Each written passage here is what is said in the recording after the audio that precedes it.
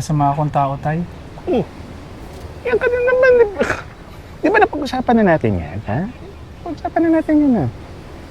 Oh, Lagi ko po kasing papanaginipan ng mga kasalanan ko kay Kay eh.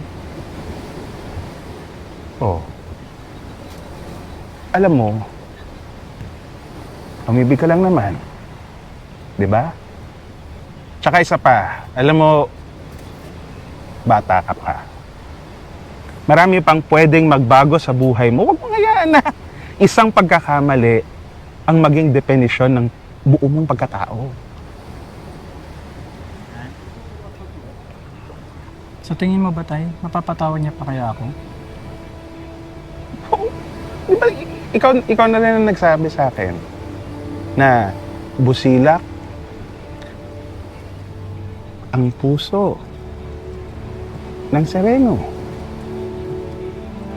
Siguradong papatawad ka nun. Paano naman ako makakasigurado na totoo yan, Tay? Hindi ko naman siya nakausap bago siya umalis eh. Eh di kausapin mo siya. Alam, ganito na lang. Sumama ka mamingwit sa amin bukas.